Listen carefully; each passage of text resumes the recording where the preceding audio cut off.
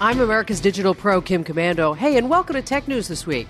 It's where we give you the top stories. We talk about scams and security alerts and all the crazy happenings in the world of tech. Coming up, YouTube is removing hundreds of channels and deleting millions of comments as brands pull their advertising. I'll tell you why and what YouTube is doing wrong. I'm Mike James. There's a new rule you need to know about if you own a drone. Plus, we've known a long time that China has millions of cameras with facial recognition to spy on their citizens. But this past week, we learned just how far it goes, thanks to an exposed database. And it was a big week for Samsung, which finally released its folding phone. We'll tell you about it. And the other tech they announced earlier this week. And we have a brand new robotic car toy, but this one's a little bit different. They want you to hack this one. All that and more in Tech News This Week from Commando.com. But first, we'd like to thank our partners because they help make these podcasts possible. When you're hiring, you don't want to waste time sorting through dozens of irrelevant resumes. You want an efficient way to get to a short list of qualified candidates. You need Indeed.com. Post a job in minutes. Set up screener questions based on your job requirements. Then zero in on qualified candidates using an intuitive online dashboard. Discover why 3 million businesses use Indeed.com for hiring. Post a job today at Indeed.com/hire. Search for greatness. Search Indeed. We start with a new controversy surrounding YouTube as they work to delete hundreds of channels after an outcry over how videos are being used to exploit kids. It all started a couple of days ago when a video blogger posted a video showing how searching for certain terms on YouTube can lead to content of children, where pedophiles have been posting all kinds of predatory comments. Of course, there's no pornographic content, but predators have been timestamping certain parts of seemingly innocent video of kids and then sharing that in the comments section. The video blogger pointed out that these commenters would also flag videos of kids. Then YouTube's own algorithms would then suggest similar content. It gained a lot of attention and raised concerns among quite a few people, and it's led to Disney, Nestle, and Epic Games, creator of the popular online game Fortnite, to pull their pre-roll ads in response. Now, YouTube is deleting hundreds of channels and millions of comments and reporting illegal activity to law enforcement. They also released a statement saying they're working on the problem and continuing to grow their team in order to keep people safe. They said there's more to be done, and they're working to improve and catch abuse more quickly. Now, if this sounds familiar, it's because they've dealt with this same kind of issue before. There was a similar outcry in 2017 that caused other advertisers to temporarily pull their ads in that instance as well. So we'll see how that all pans out. All right, let's talk about drones. If you fly a drone as a hobby, you probably figured that this would be coming one day. You have to add registration numbers just like an aircraft. You know, the rules about when and where you can fly your drones are constantly being updated as government agencies try to keep up with all the new tech. And of course, along with the huge number of people who are buying them, and for good reason. You see, a lot of these hobbyists fly their 4K camera-equipped drones where they're not supposed to, like over a backyard pool, or in more serious cases, into restricted airspace. Sometimes it's by accident, other times not so much. So there are rules. Like if your drone weighs more than 0.55 pounds, you have to register it with the FAA before you ever fly it. But before now, you could just stick the registration number you printed out on your label maker anywhere on the drone, like inside the battery compartment where nobody could see it. Not anymore. As of February 25th, all drones will have to have the registration numbers visible somewhere on the outside. And this all comes down to accountability. You drive a car, you have to have a license plate. You fly a plane, you got to have a registration number on the tail. But the FAA's new rules about drone registration is pretty specific, as in, law enforcement and other security agencies are really concerned about the risk of a concealed explosive being hidden inside a compartment inside the drone. Why? Well, that's the first place responders would look to find a registration number. Now, of course, numbers can be faked if someone's really up to no good, but it'll hopefully keep some bad actors out of the sky. Well, it finally happened. After years of promises, Samsung unveiled its first foldable phone earlier this week. When opened, it also turns into a tablet. So sure, it's innovative, but as you know, innovation can come with a pretty hefty price tag. In this case, $2,000. But Samsung's not the first. There have been foldable phones brought to market as far back as 2011 with the Kyocera Echo. Also, a startup called Royal released a folding phone at the end of last year. But this is the first one from a major manufacturer. Samsung, the Galaxy Fold 4.6-inch smartphone expands to a 7.3-inch tablet. So say you're using Google Maps. The smartphone screen shows a small map that, when opened to the tablet, gives the whole picture. It's pretty slick. There are 6 cameras on the device. That goes on sale on April 26 from AT&T and T-Mobile in both 4G and 5G versions. Oh yeah, they released some of the same old-style smartphones as well, like their flagship Galaxy S10 and S10 Plus, but bye-bye to the notorious notch because Samsung's new phones have a laser-cut hole punch camera in the screen. And since 2 rear-facing cameras are apparently never enough, they've even added another one. It's also got a new scanner that maps your fingerprint using ultrasonic waves, so it's supposed to be easier and more secure when you unlock the phone. The Galaxy S10 and S10 Plus will start at $900 and $1,000 respectively. And it wasn't just phones. They also unveiled their Galaxy Buds to rival Apple AirPods, along with their new Galaxy Watch Active and the Galaxy Fit Health Tracker. But again, the real star of the show was the Galaxy Fold. It's priced at $2,000. It's a tough sell, but people will go out and buy it. We've been in a smartphone rut for so long, the tech elite are itching for some new stuff. Hello, Apple. Are you listening? Hey, just ahead, a cybersecurity expert has uncovered a glimpse of just how far-reaching China goes to spy on their people. Right now, a word from one of our sponsors in this podcast, Capterra. It's 2019, and technology has grown leaps and bounds since 1999. So why are you still using that old, outdated software? Find software that fits your business's needs using Capterra.com.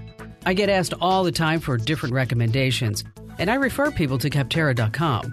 With over 700,000 reviews of products from real software users, discover everything you need to make an informed decision. Search more than 700 specific categories of software, everything from project management to email marketing to yoga studio management software. No matter your business needs, Capterra makes it easy to discover the right solution, fast. Join the millions of people who use Capterra each month to find the right tools for their business. Visit Capterra.com/Kim today to find the right tools to make 2019 the year for your business. Once again, that address is Capterra.com/Kim. Let me spell it for you. Capterra.com/Kim. Mass surveillance is a major concern for a lot of people, and now we have a real example of what happens when you take that kind of spying to a whole new level. That's what's happening in China, and we've talked about it before. The Chinese government controls public behavior with more than 300 million surveillance cameras powered by artificial intelligence that can recognize a specific person immediately. Tens of thousands of police officers with smart glasses also weave in and out of crowds, identifying everyone they come across. Commit the slightest infraction, and you're busted, and off to jail you go. And then you're arrested, humiliated as your face and government ID are put online and in public video monitors for everyone to see.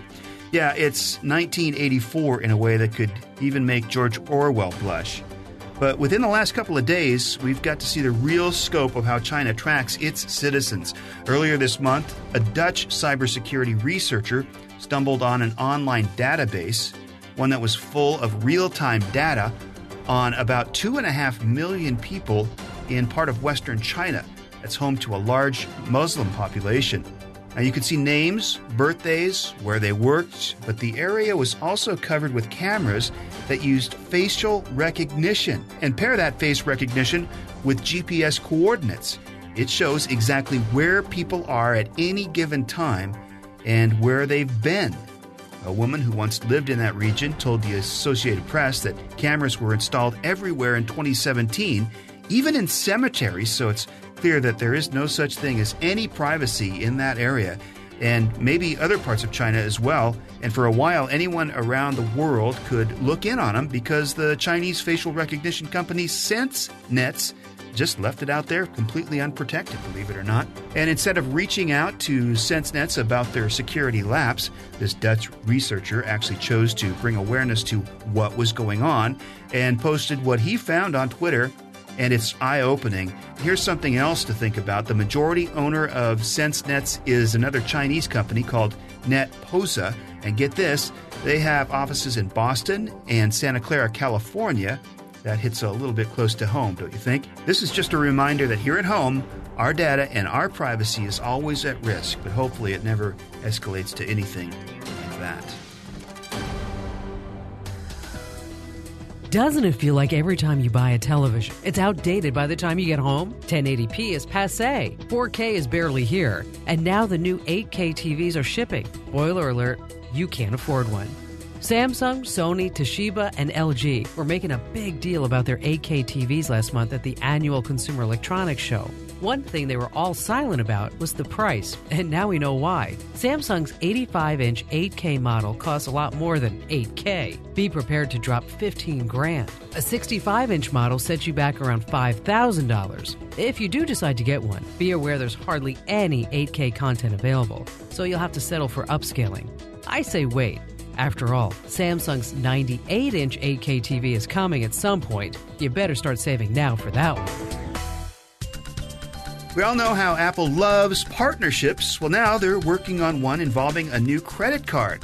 Wall Street Journal is reporting that Apple is teaming up with Goldman Sachs to release a credit card later this year. And get this, you'll be able to pair the card with new iPhone features that'll help Apple customers manage their money. Basically, there would be deeper integration with Apple's Wallet app, and that way you could do things like track spending, financial goals, and manage account balances. And this card is expected to come with perks like 2% cash back on most purchases, and maybe even more if you use it to buy Apple gadgets. Apple hopes to regain more revenue through services like this, and the news service said they're expected to announce this next month, since iPhone sales have been declining, and for Goldman Sachs, this will be the first credit card that they've ever offered. Apple employees are supposed to be the first to test the new credit card that uses the MasterCard network within the next couple of weeks. At some point down the line, it'll be made available for everyone else. So if you don't want a shiny new iPhone or iPad, Apple is hoping you might want their shiny new credit card. We'll see. Keeping with the topic on stolen data, remember the Marriott Starwood hotel hack from a couple of months ago?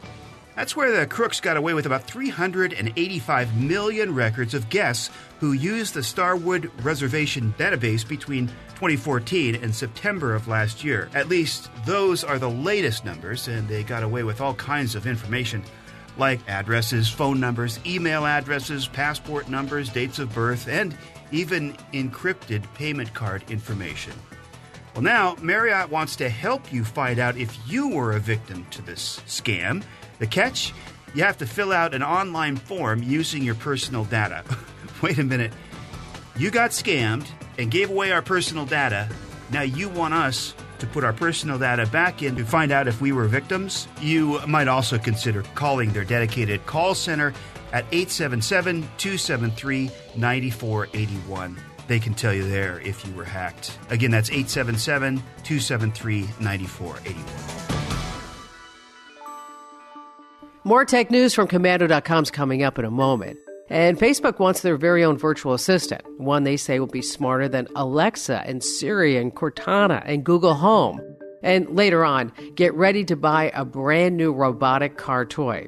This one's not made for Barbie. It's made for hackers and tinkerers. Right now, a quick thank you to our amazing partners because they help make this podcast possible.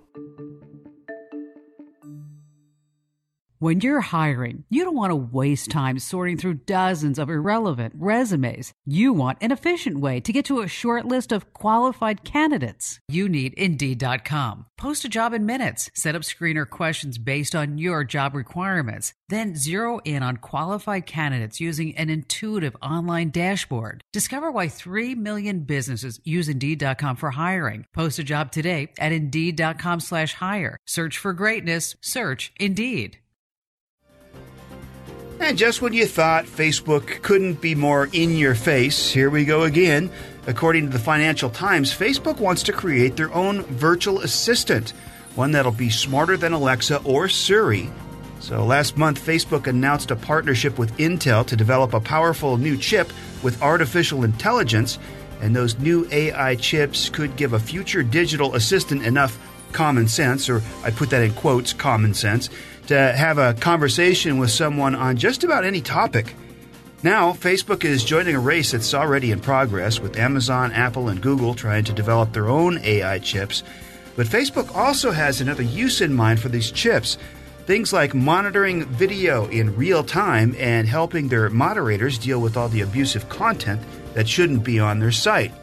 And their idea for a digital assistant isn't their first dive into hardware. Of course, last year, Facebook released the Alexa-powered portal for video calling with a camera that creepily follows you around a room.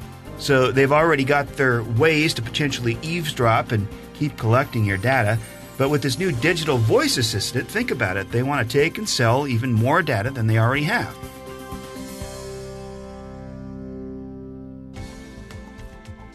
Nate Felix was in a car accident. He says that his iPhone saved his life. You need to know how. When Nate Felix's Jeep flipped over last month in Nevada, he couldn't move. He got help by saying, "Hey Siri," loud enough for his phone to make the call for him. Paralyzed from his neck down, Nate would have likely died of hypothermia overnight without any medical attention. So here's the takeaway. If your iPhone isn't set up to work with Siri by voice, do it now. It's in your phone setting under Siri and speech. Think of others too. My mom wears a life alert in case she falls, but I made sure her iPhone calls me if she asks Siri. The Apple Watch 4 has fall detection, but she won't wear that. Now, if you have an Android phone, turn on Google Assistant. You never know when you might need a virtual hand that could save your life.